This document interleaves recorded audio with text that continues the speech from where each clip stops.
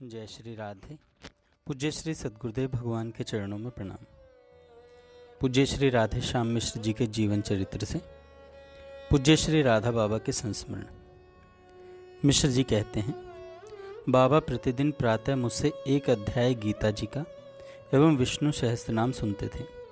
इसके अलावा कितने ग्रंथ सुने याद नहीं। मेरे मन में रहता कि बाबा मुझसे प्रतिदिन रामायण भी सुनते, परंतु यह कहना मेरे लिए संभव नहीं था। मैं अपने विचार बाबा को बहुत कम बताता था। थोड़े दिन बीतने के बाद मेरे विचार उनके विचार हो जाते। एक दिन कृपा की वर्षा हो ही गई। बोले, हे मिसिर, जैसे तुम मुझे गीता विष्णु सहस्त्रनाम सुनाते हो, ऐसे ही एक मास पारायण रामचरितमानस सुनाया करो। उसका नियम बताया बाबा ने। मन आनंद से भर गया। मैं बाबा को रामायण थोड़ी सुनाता था, मैं तो मेरे नर रूप बाबा राम को उनका चरित्र सुनाता था। वे मेरे प्रभु जब बाल कांड के दोहा को सुनते, तब स्वयं भगवान शंकर के भाव में मग्न हो जाते। सजल नेत्रों से जब मेरी ओर निहारते तो इस पापी के नेत्र स्वयं तर हो जाते। कभी बाबा दशरथ जी के भाव में, कभी भरत जी के भाव में आ जाते। विवाह के समय तो जनक जी के भाव में राम जी के पांव पूजन करने लगते। विवाह हो जाने के बाद स्वयं राम जी बन जाते और मुझसे कहते, देखो हमारी बारात, आज मेरा विवाह हुआ है। जनक जी हमारे ससुर जी हैं। इस प्रसंग के बाद उन्हें मैंने घंटों भाव विभोर होते देखा है। एक बार जब यह विवाह प्रसंग समाप्त हुआ, तब वे राम रूप में आसन पर विराजमान थे। मैंने कहा, आज आपका विवाह हुआ है, सबको खूब मिठाई खिलाइए। कहते, हाँ, सब कोई खाओ, आज मेरा विवाह हुआ है। उनकी उस मिठाई का स्वाद आज भी बना हुआ है और मन अपने उस भास्कर को याद करके रोता है, क्योंकि रघुवंश के भास्कर प्रभु राम का विवाह तो त्रेता में हुआ था, परंतु मेरे नर रूप भास्कर का विवाह तो अभी चंद दिनों पहले ही हुआ था। भरत चरित तो बाबा के प्राण थे। जहाँ से उनका चरित मानस में प्रारंभ होता, बाबा भाव विभोर ही रहते। पूज्य बाबा की दशा देखते ही बनती थी। सजल नेत्र पुलकित शरीर का कभी भरत भाव में, कभी राम भाव में, कभी मिथिलापति के भाव में दर्शन करते ही बनता। मेरा शुष्क हृदय, पापी मन तो इसी सुख में सुखी होता कि पूज्य बाबा ने मेरे द्वारा अपना चरित सुना। संपूर्ण अरण्य कांड को बाबा भक्ति कांड की संज्ञा देते। सुतीक्ष्ण जी के प्रसंग में तो बैठे हुए बाबा थिरकते रहते। ऐसा लगता कि वे पागल की तरह राम दर्शन के लिए भाग रहे हैं। कमजोर शरीर को बहुत श्रम देते। सबरी और गीध के प्रसंग आने पर तो प्रायः अपने श्री मुख से ही आगे आगे कहना प्रारंभ कर देते। पंपापुर में प्रभु के पहुंचने पर तो स्वयं नारद जी बन जाते थे। प्रभु राम सबरी को नवधा भक्ति का उपदेश करते हुए जब 5वीं भक्ति बताते, तब मुझसे कभी कभी प्रश्न कर लेते, जानते हो रघुनाथ जी ने कौन सा मंत्र जाप करने को सबरी को बताया था? मुझे तो मौन ही सुहाता। स्वयं बोल पड़ते, राम राम राम। मिसिर, यही महामंत्र है। जब नारद जी वरदान मांगते तब कहते, बात समझ में आई, राम नाम ही महामंत्र है। इसकी पुष्टि देखो देवर्षि नारद जी भी कर रहे हैं। किष्किंधा का मारुति मिलन प्रसंग और पवनसुत द्वारा वंदना में उनकी दीनता का दर्शन लेखनी का विषय नहीं है। सुंदर कांड को पवनसुत कांड, राम भक्त कांड कहते। बार बार कहते, राम भक्त हनुमान जी का चरित अति सुंदर है, इसलिए इस कांड का नाम सुंदर कांड रखा है। हनुमान जी में अभिमान नाम की वस्तु नहीं थी, इसलिए उन्होंने गोस्वामी जी को पवनसुत कांड नहीं रखने दिया। जब दोहा, पूंछ बुझाई खोई श्रम धरी लघु रूप बहोरी, जनक सुता के आगे ठाड़ भयु कर जोरी, आता तब विलक्षण भाव के दर्शन होते। यह क्रम कपिपति वेगी बुलाए आए यूथप जूथ तक बना रहता। एक बार जब प्रभु कर पंकज कपि के शीशा सुमिरी सुदशा मगन गौरीशा चौपाई आई, तब मेरे मन ने कहा मिसिर चूक मत, भले तू नीच है पापी है, बन जा हनुमान और पकड़ ले अपने बाबा के चरण। मैंने आसन पर विराजित बाबा के चरणों में माथा डाल दिया। मस्तक पर रखे वे पूज्य बाबा के कर कमल अभी भी याद आने पर लगता है मेरा सिर सहला रहे हैं, मेरा सिर सहला रहे हैं। लंका कांड में भोलेनाथ की स्थापना तो लगता वे स्वयं कर रहे हैं। लक्ष्मण को शक्ति लगने पर प्रसंग बाबा को रुला देता। मिले ही न जगत सहोदर भ्राता, परंतु लंकापति पर विजय के बाद मंदोदरी विलाप, सीता मिलन, विभीषण का राज्य तिलक, देवताओं की स्तुति, दशरथ जी का आगमन एवं शंकर भगवान की स्तुति में सुध बुध खोए से लगते।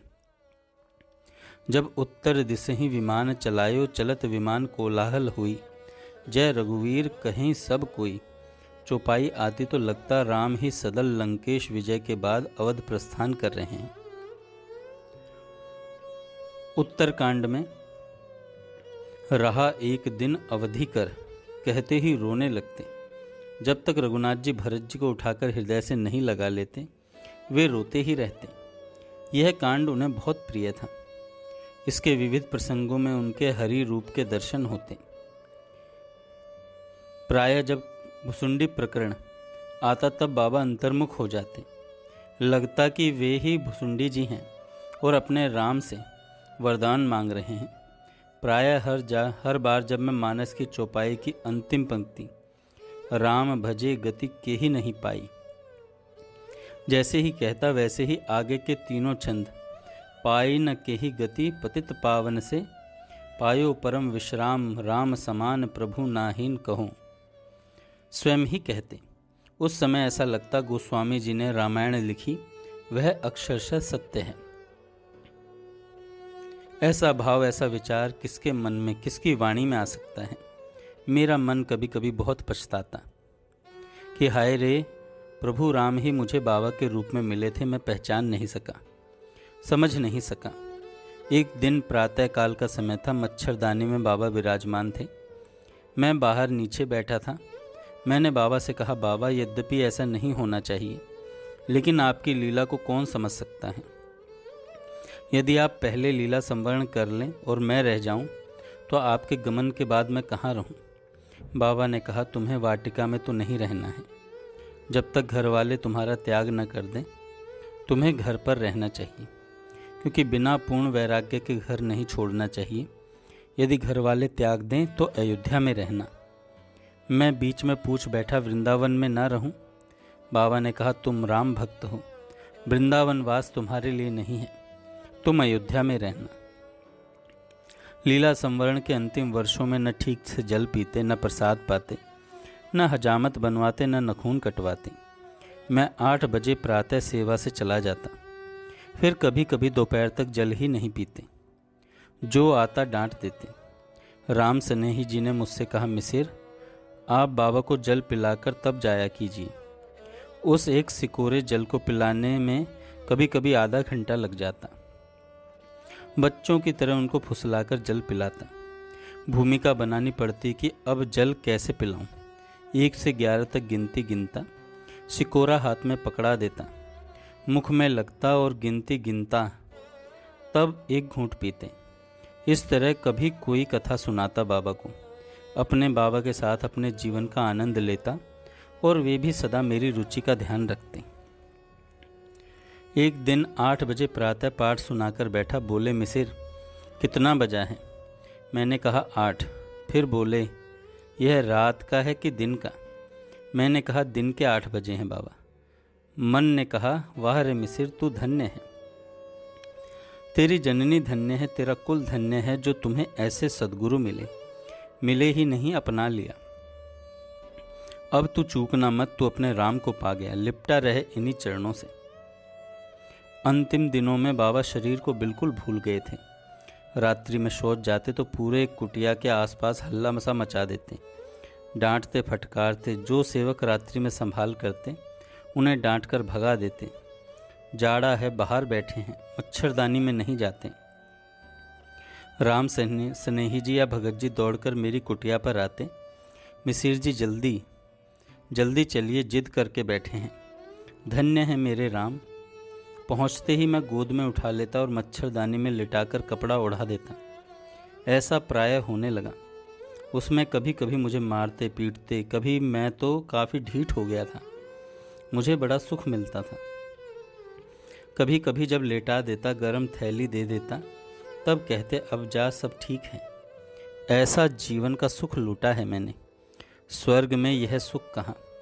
मुझे अब नरक स्वर्ग से क्या लेना देना। मैं तो अपने बाबा का हूँ और उन्हीं के पास हूँ। मुझे कितना प्यार करते इसको बताने के लिए शब्द नहीं हैं।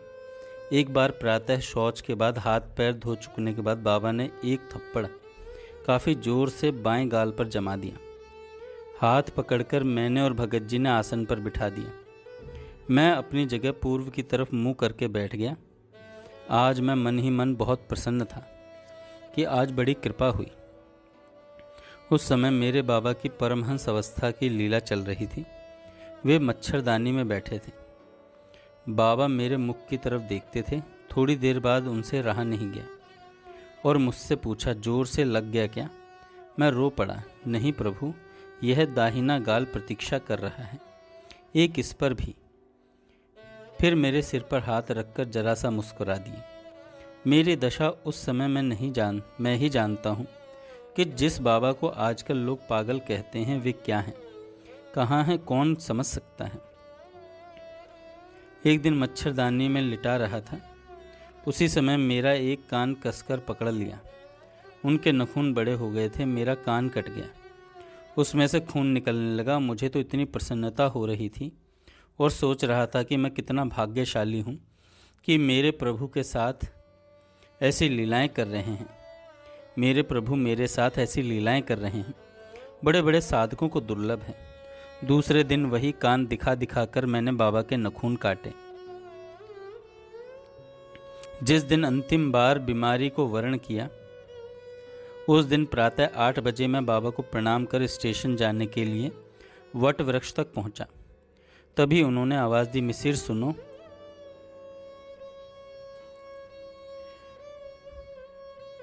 मैं बड़े आश्चर्य के साथ लौटा, क्योंकि उन दिनों वे प्रायः बोलते ही नहीं थे, मच्छरदानी में बैठे थे। मैंने अपना सिर मच्छरदानी में डाल दिया और चरण पकड़कर पूछने लगा, क्या आपने बुलाया है बाबा?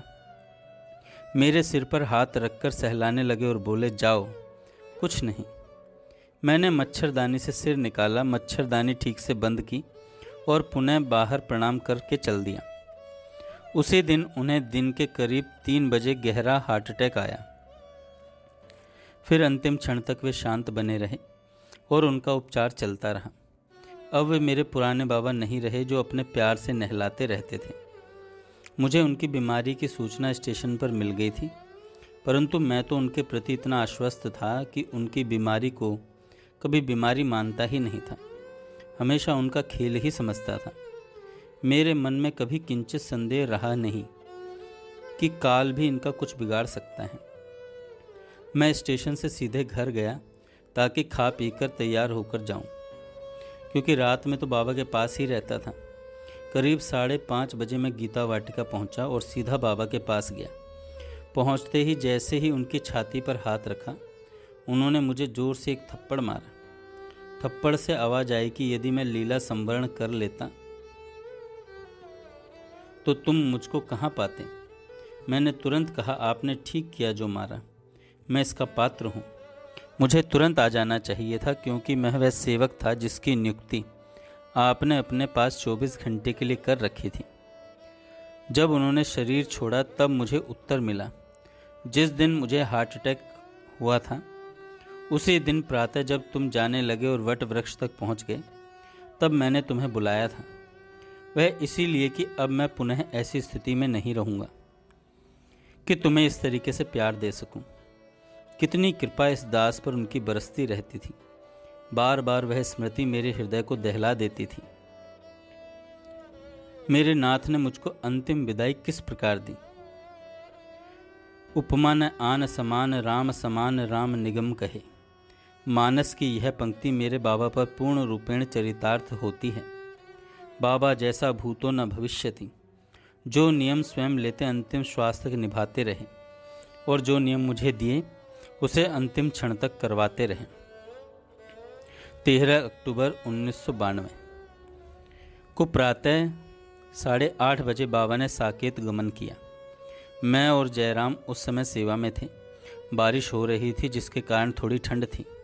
प्रातः 7 बजे डॉक्टर शर्मा आए, बाबा के शरीर की भली प्रकार से जांच की और बोले, आज बाबा को कुछ भोजन दिया जाएगा। हम लोग सुनकर बड़े प्रसन्न हुए। करीब 7:25 पर दीपक गुप्ता जी का लड़का आया।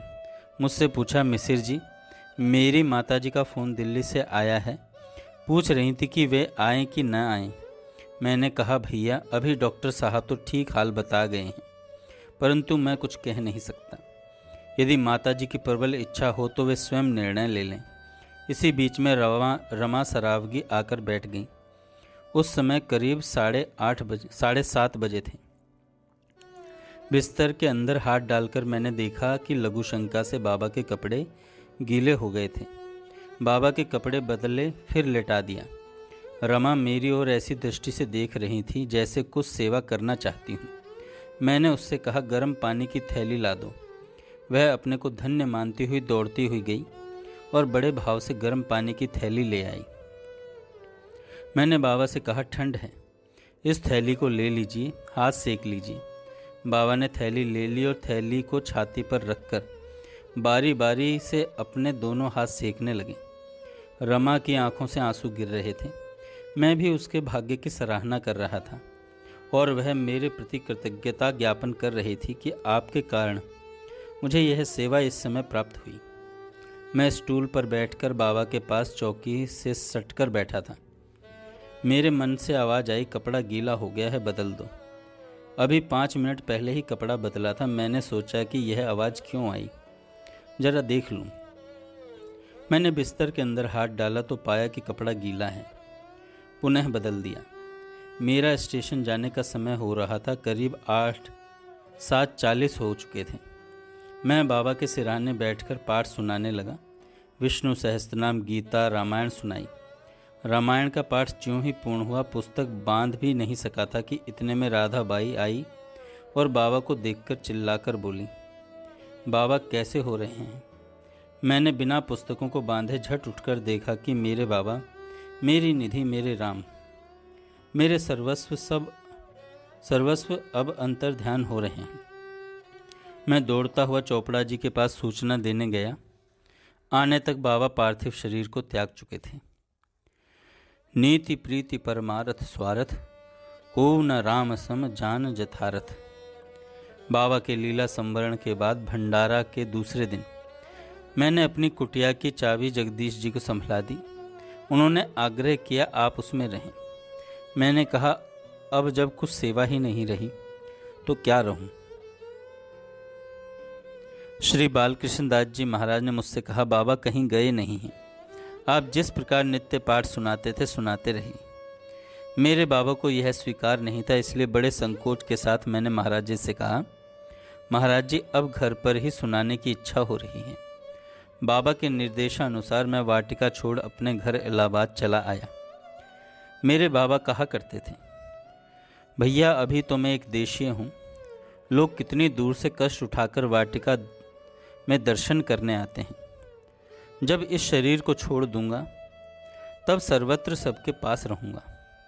हूँ तो अब भी मैं सबके पास सर्वत्र, पर लोगों को विश्वास नहीं होता। शरीर छोड़ने पर सबको विश्वास भी हो जाएगा। जय श्री राधे। आगे हम कल सुनेंगे।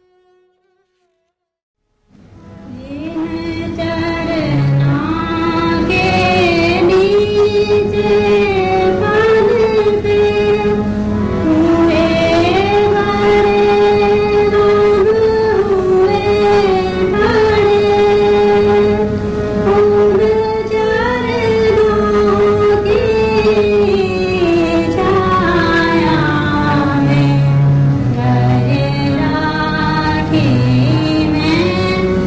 Thank